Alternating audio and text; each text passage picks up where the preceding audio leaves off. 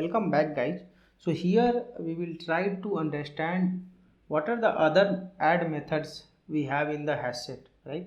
So we have seen that one add method in my previous video. I have shown you how add method works and how add method stores the data internally, right? Now we will see that some more methods of add method. So before that, what I will do, I will just add one record here I have created a hasset object of type integer, so I can store here 22, right? And I can also store, let's say, 50, and then I can store, let's say, 10. Okay, this is normal add method. Now same thing, I am also creating the object of linked hash map. This is a different class. As I told you, there is a different class called linked hash map, and same thing I will add to the tree set also. Okay, just I will talk about the add. You can see that, and then I will do syso control space bar. Okay, here I will print set, and then I'll print here linked list, and then I will print a tree set. So here I will print it should be linked hash set.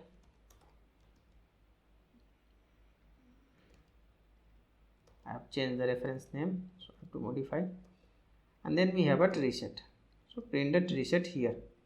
Okay, so one difference I wanted to show you in the add method. I will cover the other concept also for this linked hash set and tree set, but here one thing I would like to show you. If you look at, all three output will be different. Okay, if you just do run as. See, there are three classes of your set, right? All three classes has the meaning. The first one, if you look at the hash set, the first output when you just created the object of hash set and object of created the reference of hash set and object of hash set, if you look at, it is not maintaining the insertion order.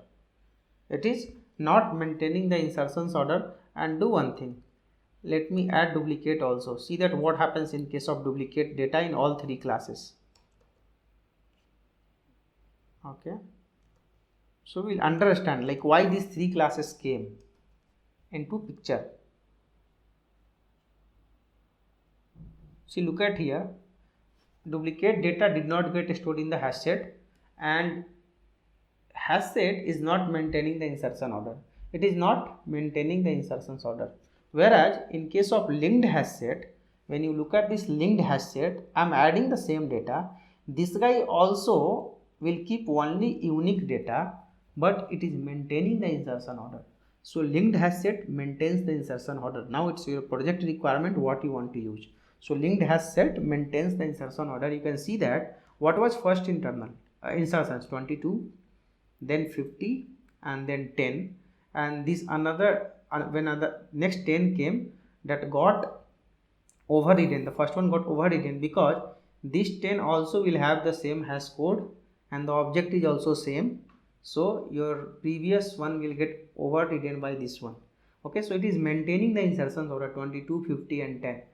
So linked hash set maintains the insertion order, whereas if you look at the tree set, the same data we have added 22, 50, 10.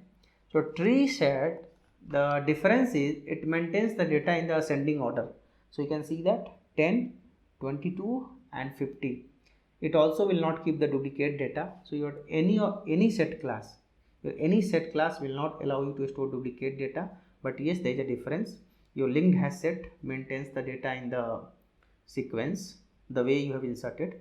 Your tree set will keep the data in the ascending order. Your hash set will not maintains the insertions order. So that's what the major difference between this hash set, linked hash set, and tree set. Apart from that, there are some more difference, but this is the major one which you should know. Now what are the other add methods you have? Now focus on the add methods. Just write add. So basically you have three add method. One, you can just add one data type, one object type, one you can add all, you can add collections of data, add all, okay, and one you have again add all, but this will take abstract collections. See, this will take abstract collections, this will take set. So which means what we can do, I can create one more set here and I will change the name to set1. If I will do add all method on the first object and I will do here to set1, okay, what will happen here, and let's say if I am going to print the first set, this set, right, and on the first set I am adding add all to this set1, will this get added? No, because all data is duplicate and you know that set will not keep the duplicate. So if you look at the output, still the output will be same, okay. Comment other printf statement, there should not be confusion. So if you look at here, see, though you did add all, there is no change. Why? Because you know that internally hash set will use hash map and hash map will override hash code and equals method. So what will happen when you try to add second time all the object, you are adding the same object, so it will have the same hash code. When it will have the same hash code, then your indexing will be same. So when you will have the same hash code, your indexing will be same, right? So your this indexing will be same, the bucket indexing will be same, and on this bucket index you have already one node present, right? And then it will compare the object. If the object is also same, then it will just override, it will not add the another node which I have explained you, right? And this is achieved by using hash code and equals method. So you are clear here. Now let's say if I'll make this to 500 and this is, let's say, 60, so whatever new data you have added in the second set, it will get added, and whatever duplicate you have, it will get removed. So now you can see that your set will have more data, right? Your set will have the more data. Same thing will happen here. So you have the linked hash set. I will cover this one also here because already I am covering, I will cover it.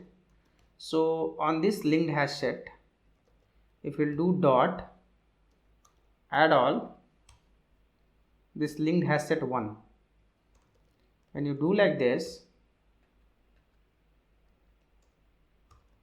okay, and here also you keep 560, so you keep this 500, here 60. So here what will happen, it will maintain the insertion order, okay, no doubt it will maintain the insertions order, but your object will get, your all second collections object will get printed after the first. It maintains the insertion, so it will be 20, 50, 10, and then it will be 500 and then 600.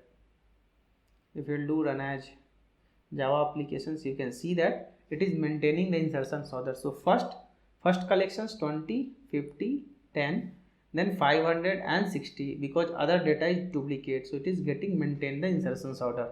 Now in the tree set, if you copy paste the entire thing, make to 1, and let's say you just keep 560, so here data will be in the ascending order, okay, and you make this add all call here also, make on this tree set, do tree set 1, and you print tree set. So here it will be added, but the data will be in the ascending order. So if you look at here, 10, 22, 50, 60 and 500. So let's say if there is one more data 1 here, right? So see, this 1 is now actually lower than all the data, so 1 will come first because it will be in the ascending order. So now if you look at, your output is different, 1, 10, 20, 50, 60 and 500. So that's how add all method will work. So you can look at here we have seen that how add all method works, and believe me, if you know these two method, it is more than enough. When you know add and add all method, this is more than enough. I will close this video, and in the next video we will start with some other method of the hash set class. Thank you guys, thank you for watching this.